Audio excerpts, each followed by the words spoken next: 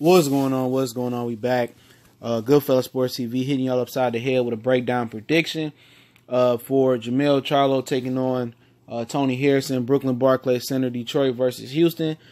Let's get into it. Also, I will probably be doing the Carl Frampton, Josh Warrington video sometime today or tomorrow. Then maybe tomorrow or Wednesday I do Dillian White, Derek Chisora. Okay. Here we have two big, physically strong junior middleweights. You have Tony Harrison, who's listed at 6'1", 76.5-inch reach, I think. Charlo is 5'11", 73-inch reach. I think Jermell Charlo may be a little bit taller than that. Might be about, you see right here, it ain't really no height differential. So Willie might have an inch on him or an inch or two. So it ain't that big. But the arm limbs advantage is clearly Tony's favor. They both orthodox fighters, right-handed fighters for those who don't know. And it's a good fight. It's better than people think. Tony Harrison, just because he had some losses to Willie Nelson, he had a loss to Jared Hurd. Both, he was outboxing them and just ran out of stamina. And most people thinking that's going to happen here. But you talk about the strengths of both fighters. The strength for Jermell Charlo is that I think at some point, once he puts it all together with Derrick James, he's the most well-rounded boxer in the sport of boxing. I mean, he can legitimately do everything from a boxer. He can box, he can stick and move, he can counterpunch. He's an aggressive boxer now with Derrick James, who always looking for the knockout, which is not always good for him. But, he can do everything you ask him to do. He can knock people out. He can outbox you on the back foot. He can come forward. And we'll talk a little bit more about that in the later videos. But really good sharp jab, really explosive right hand, fluid fighter. And we'll talk a little bit more about that as well, too.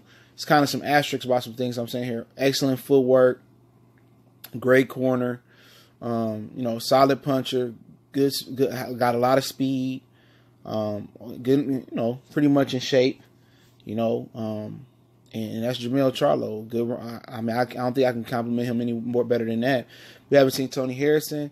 Kronk Jim used to be Emmanuel Stewart before he passed. R.I.P. Manny. Good, good solid jab, and powerful right hand. Big right hand, big, long, tall, middleweight, spar with Golovkin.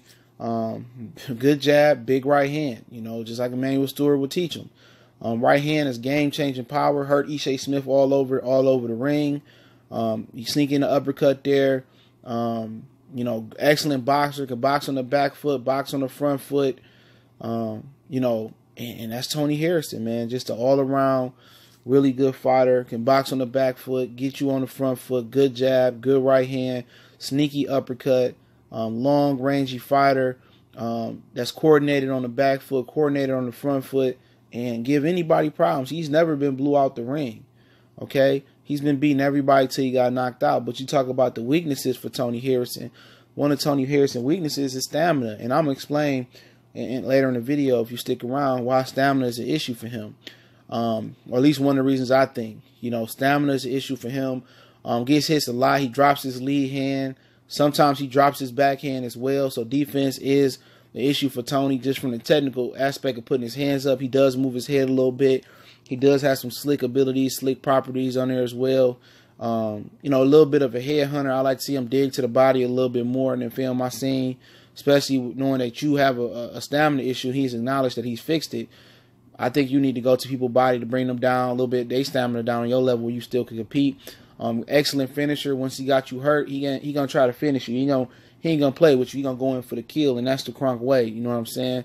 And like I said before, explosive athlete, fast hands, long guy, but he has some weaknesses, and his defense and stamina spearheads the weaknesses for Tony Harrison. You can ask anybody in the boxing community; those are his two major weaknesses. Especially with just keeping his hands up during the fight, and that might have something to do with the stamina issues. Now I said with some asterisks about some things I said about Jermell Charlo. One of his biggest his weaknesses to me is that he don't know who he is as a fighter right now. Okay, he has an identity crisis. When he was with Ronnie Shields, he was a boxer, mover, counterpuncher. He wanted to get a little bit more aggressive to leave no doubt after a close fight that he had with Vanes Martirosyan. So he got with Derrick James. He started getting some knockouts, starting with the one I remember was starting with John Jackson. He had a fight before that, and he was losing because he was tight. He wasn't the fluid loose boxer that he once was. He was a tight boxer, tight in the shoulders, tight up upper body, and he caught John Jackson and knocked him out, okay? But he's been fighting tight like that versus Charles Hadley. I just watched the Austin Trout fight. He's been fighting tight. He has to find a meshing period between being a good balanced boxer and being aggressive. You know, he just going out there looking for one big fight, one big punch. He can't do that. You can't go out there versus these boxers like Tony Harrison who can move at the hips, move their shoulders, that can stick and move and go look for one big punch. This ain't Austin Trout. You know, if you go out there looking for one big punch versus Tony and you get hit with that right hand, it could be over with. So that's something that he need to fix. They need to find out what's his identity as a fighter.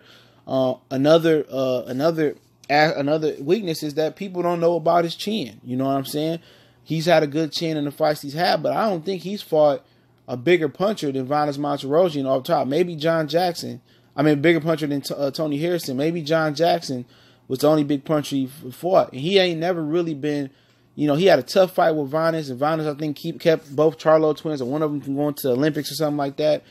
But we haven't really seen him go deep in fights, in competitive fights, other than Vanes, and really dig deep and win those championship rounds. So it's a lot of questions, that's surrounding Jermell Charlo that could be answered or not answered versus Tony Harrison. Can he dig deep? Can he take it on the chin? You know, some of the intangible things about his heart. You know, what happened if he get dropped? You know, what happened if, a high confidence fighter, I tell you, these high confidence alpha male fighters that really think they can't be beat, really think they shit don't stink. What happens when their confidence get cracked? What happens when it's a crack in the confidence? Do they shatter, or do they get stronger, repair the crack, and breathe fire? And a lot of the times, them guys with high confidence, like the Charlo twins and Jermell in particular, a lot of times they put their tail between their legs and they fall victim to the pressure, and they never the same. No matter how they get beat, by a country mile, by a knockout, by slimming the margin, a lot of them dudes go into their hermit shell and not the same. So, as far as Jermell, a lot of his weaknesses are just he's unknown. And his identity crisis is just intangible things that we need to know. Intangible like his jaw. All right. But what Tony Harrison need to do to win this fight, just box on the back foot and mix in going forward. If he's gonna come forward to you all night, slip, keep your hands up, slip the punches, make him pay. Stick the jab in his face, double the jab up. He gonna come in looking for a big right hand. You move away from the big right hand. You move to your left. Step over, jab, and you set him up for that overhand right that you got, or that right that come over the top. Maybe come underneath when he come in with an uppercut when he come in. I think he need to go to Jermell Charlo's body often to bring his stamina down a bit, because a lot of people say he fights in spurts and spots and fights. And keep your hands up, keep your chin tucked. And that's important for Tony this fight. Keep your hands up. Look for the wild overhand right, or the right hand to come over the top with a straight right down the pipe. And slip that punch and jab and double jab and continue to be smart and move smart. See, one of his stamina issue thing is, and I noticed with Saddam Ali, him and Saddam Ali move all night. So when you constantly moving and punching on the move, for one, you getting good. If you're able to punch on the move, that's great. But if you got to sit down because you can't move all night. Okay, you can't dance around the ring all night. Even if you're coming forward or going back, especially if you're going backward side to side all night, your stamina gets drained. Okay, your energy level gonna drop from moving all night. So Tony Harrison has to find somewhere to be stationary and fight in the pocket, and then be able to, sit there, jab, and just move, just do smart movement like Floyd, just move enough. But if you going on the back foot all night and you playing bull and matador, eventually with your stamina, the bull is gonna catch you. And he ain't got to catch you flush because your legs is already weak, you're already tired, and you're going to get knocked out. So it's got to be at some point where he has to sit there and just move just enough subtle movement, and box and move and catch and slip and go to the body and stop his stamina and make the fight at his pace. Then he can move around later and fight. But if Tony Harrison gets on his toes and moves the majority of this fight like he usually do versus Jerry Hurd, and let Hurd come forward, let Charlo come forward all night and press the action, he's eventually going to get tired and he's going to get caught. It ain't about his road work or just, physically his stamina. Is that not too many boxers have a great stamina where they can box and move all night. Everybody can't box, stick, and move for 12 rounds. That's damn near impossible. His last fight, I think, with Ishe Smith went 10 rounds. He's fought 2 times this year, so he's been more active than Trout this year. So that's something to be said, to put in there in your decision making who you believe gonna win this fight. But he got the talent to beat him. It's all about technique for Tony Harrison. Keep putting your hands up, slipping, using your jab, setting the right hand up with the uppercut, slipping the uppercut in there, then coming over the top with the right hand, going to the body a lot for Tony this fight, and being stationary more. Don't move as much. You know, even if you got to press him back and just, you know, be on the front foot more, but don't move as much. Sit there with him. You know, slip punches, move side to side a little bit. If you move a lot, that's going to zap your energy. And them Charlo twins, they got some good stamina, and they work hard, and they stay in shape in between fights. But if you go to his body, zap his energy, and take him late, I believe he can win. But for Jermell Charlo, it's basically, you know, come in, you know, box a little bit. Don't be aggressive. You know, let your punches flow. Don't come in tight like you used to. He used to be boxing loose. He used to be loose boxing, going side to side under Ronnie Shields, and jumping in, and like he did versus Gabriel Rosado, move side to side.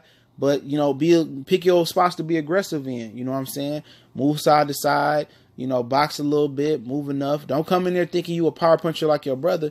Come in there on your toes a little bit. Use your jab like you used to. Switch it up. And they think you boxing, and you jump in with the big right hand. You know, don't forget your left hook. You just jab doing 1-2 versus Austin Charlo. You got a beautiful left hook. Go to the body. You know, this guy got stamina issues. You know, so use your check left hook. Use your lead left hook a little bit, and see, you mix that in with your jab, and then dress up the right hand. I think more movement, you know, from Jermell Charlo laterally is gonna help him this fight, and gonna help him in the long run fighting Jared Hurd as well. That just straight up and back, that back and side to side aggressive movement, I think that's took away from his boxing ability, and took away from his natural ability that separates him from his brother and other fighters. You know what I'm saying? I think he needs to box a little bit more side to side and mix in his aggressiveness. And, you know, ever since he's been more aggressive and just fighting like Errol Spence and how Derek James was teaching him to be aggressive, his punch output has went down significantly. You know what I'm saying? And also he's winding up. He's tightening. He's tightening up. He's telegraphing his punches. He's loading up. I think it's better for him to go side to side, let the punches flow, you know, get loose early, and then jump in, and then mix in his aggressive spots when he needs to. You know what I'm saying? I think he needs to find that meshing point for his aggression. I think he needs to box side to side, you know, and then, you know, be aggressive. I think he needs to use the left hook a lot this fight, to the body and to the head. I think a jab to the stomach versus slightly taller and leaner opponent. I think a jab to the head is going to set up the right hand. I think the left hook to the lead left hooks in general is going to set up his right hand straight down the pipe over the top to get the knockout.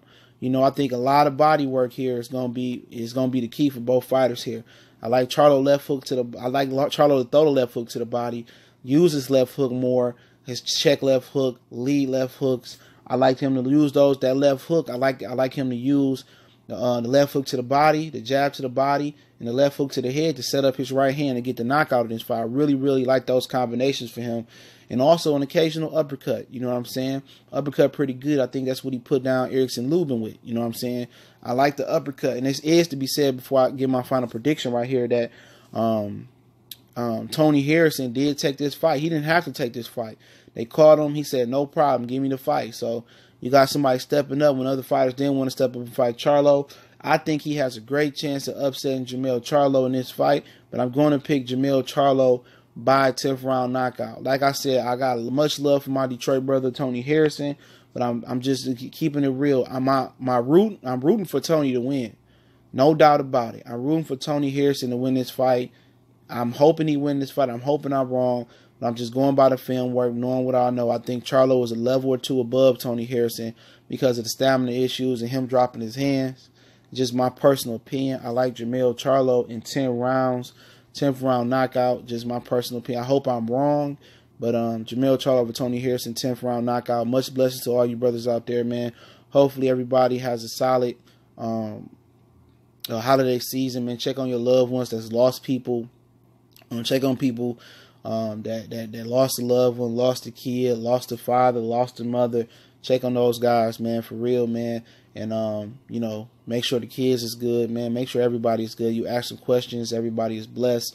I don't want nobody drinking and driving this holiday season, man. If you got suicidal thoughts, go get help. Call somebody, man.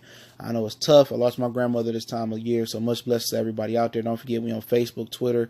Also, you can reach out to me in the email.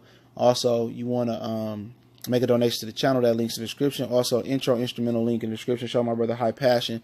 some love with his dope beats as well, man. And just share the videos, man. Hit the subscribe button, bell icon button. Goodfellas Sports TV. We working.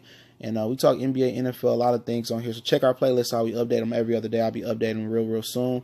One time for the one time, boy.